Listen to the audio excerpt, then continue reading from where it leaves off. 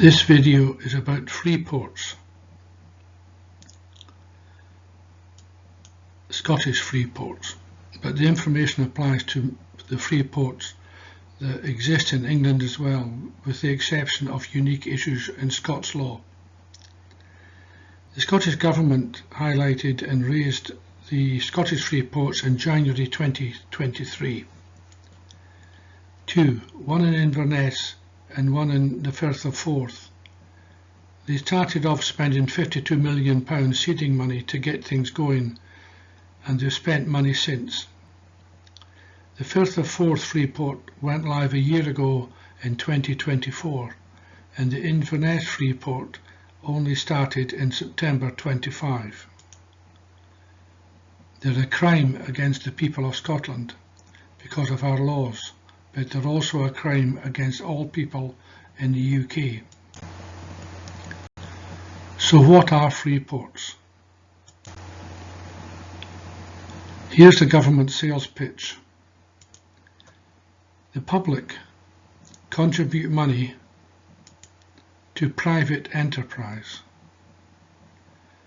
Private enterprise use that money to expand their business and theoretically create more employment, investment and so on.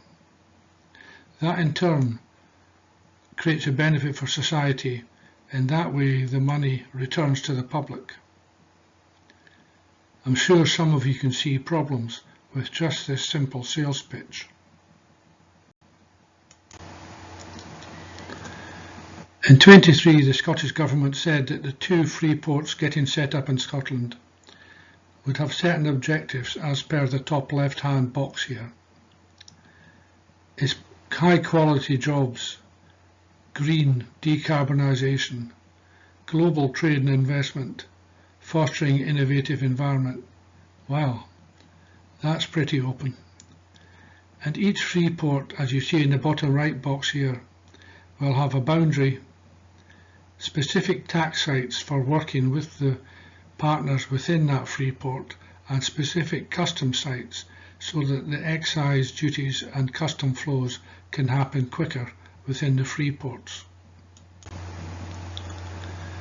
In Scotland, things are slightly different from the English Freeports because of our Parliament.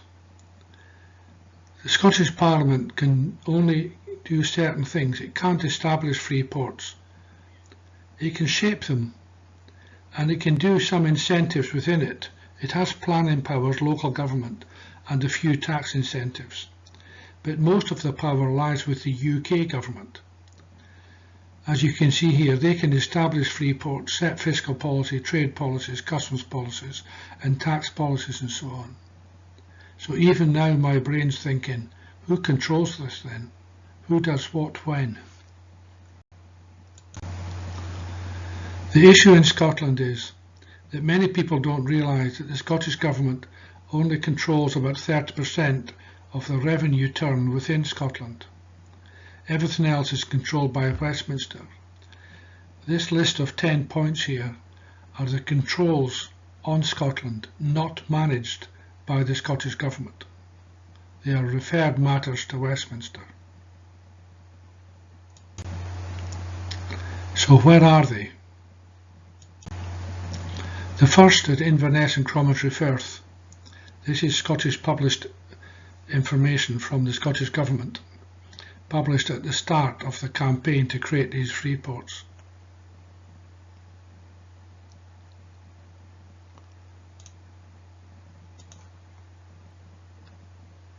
You can see here that there's about 18,300 jobs from the UK, of which 11,300 would be located in the Highlands. And they would attract £6.5 billion of investment, £3.5 billion in the first 5 years. This is their published data, but as it's only just started, that goes out to 2030. And it's mainly to do with maritime and wind. You must already be thinking, if there's a return on investment in jobs, and some of those jobs and some of the money happens without the Freeports, How then do they know what happens, and how do they control the funds coming back to the public? So this is where it is.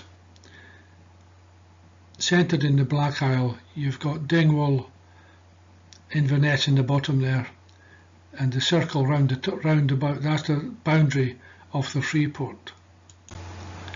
The one in the Forth is slightly bigger, attracting £7 billion estimated of public money.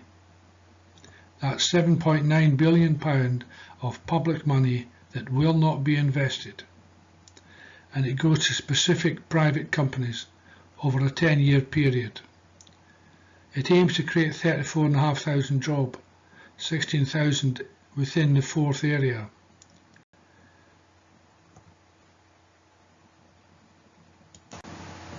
And this is the boundaries and the towns within the Forth area.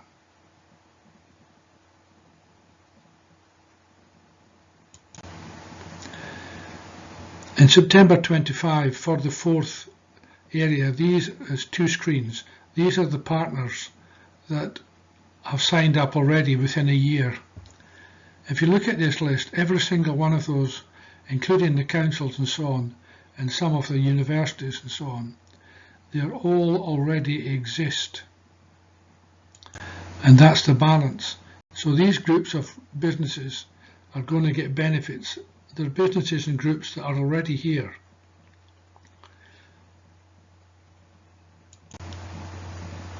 So what could go wrong?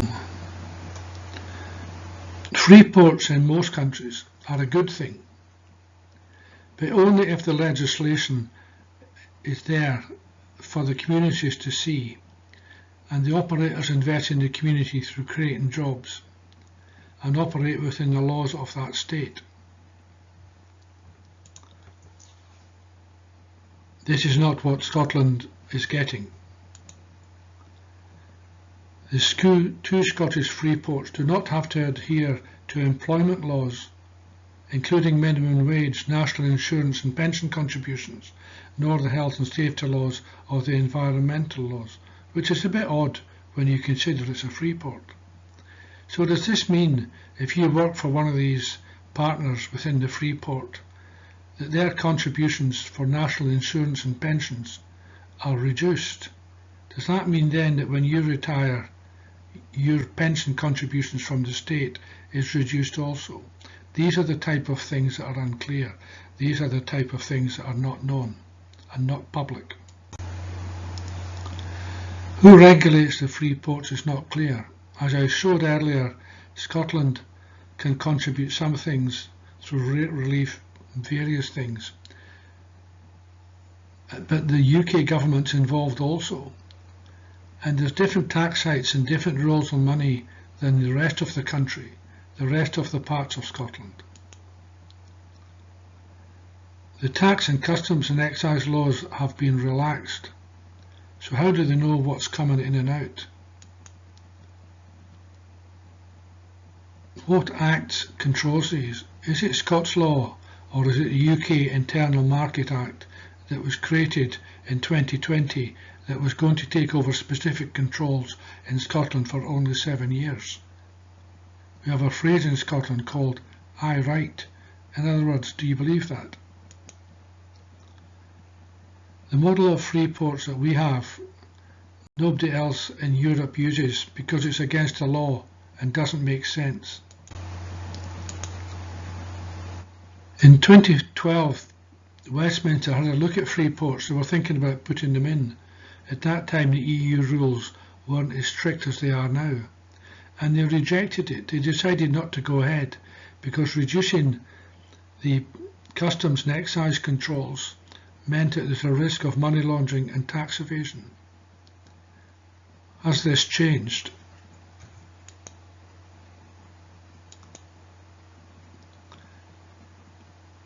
Each of the business registered as a free port gets these benefits for 25 years. What are the benefits? It seems it's secret for each person within that area. It's already known, or it was reported last month in Inverness, that Highland Council will no longer get rates from any Freeport businesses operating in that area.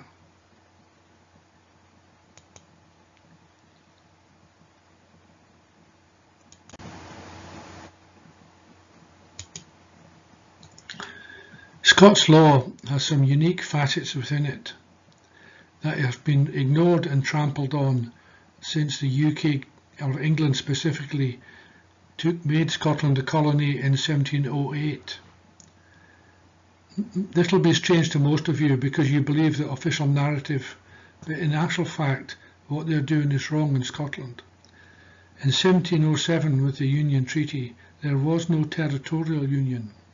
So when England, the Parliament in England, does things to territory in Scotland, it has no right to do so unless there's an agreement with Scotland to return and reimburse Scotland. This is within the Treaty of Union.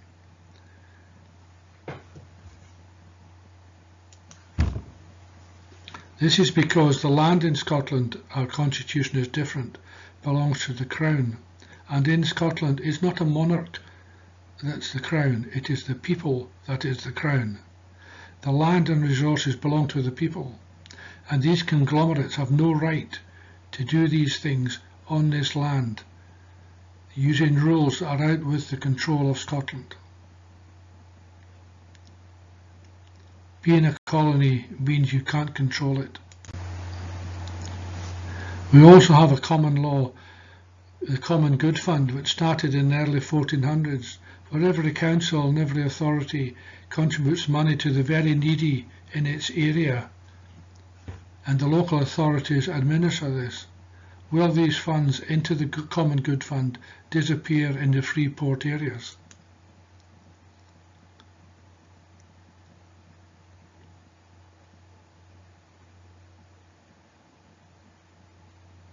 These are the questions that we need to know. It's very vague, very not public. Although it's only a few years since the UK withdrew from the European Union, most people realise that the UK is losing £100 billion a year, every year, by not being in the EU. So in the UK as a whole, over 60% of people, heading towards 70%, want to rejoin the EU. EU rules prohibit governments providing financial support to specific companies public money to specific companies because it's not fair in competition to other companies in that country or round about it.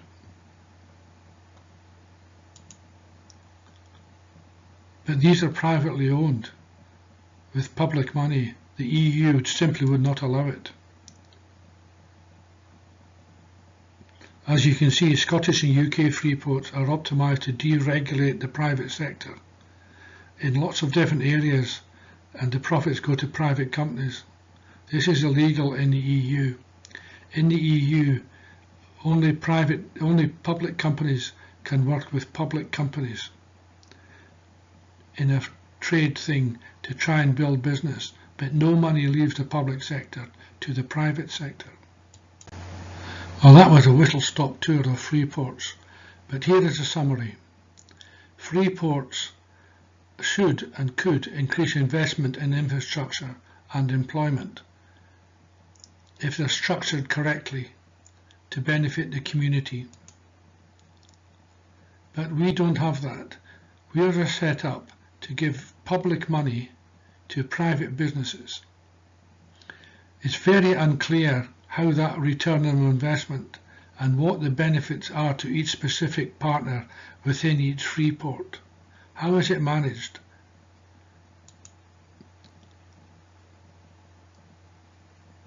How do we know what's happening? It's very unclear. I can't find anything that specifies what's happening. If businesses get these benefits, are signed up as partners within the Freeports, then surely, once businesses understand what's going on, businesses and organisations outside the Freeport area will move their businesses into those Freeport areas, meaning that out with the Freeports there's an increase in unemployment and a reduction in investment and progress. And the opposite is true within the Freeport.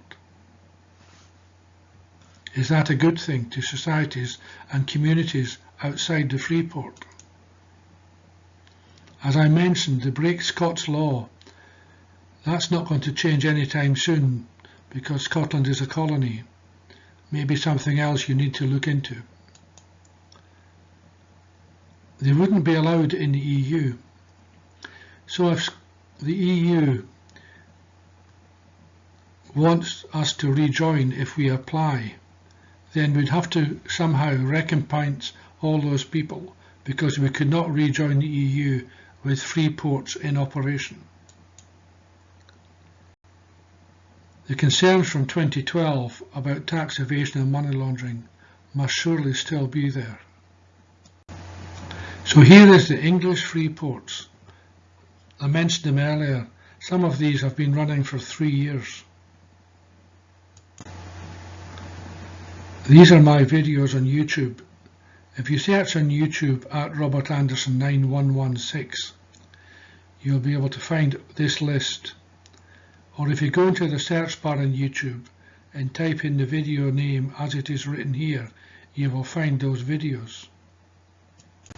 From a long list, I've still got 4 videos to try and complete in 2025. I plan to do the Too Wee, Too Stupid, Too Small one next, and then the decolonisation of Scotland. I've also had some thoughts on videos for next year, as you can see listed here. I hope you found this a little bit informative, and at least it's raised your awareness of Freeports. They are dangerous and they're not good, and I suspect they're out of control already. Thank you very much.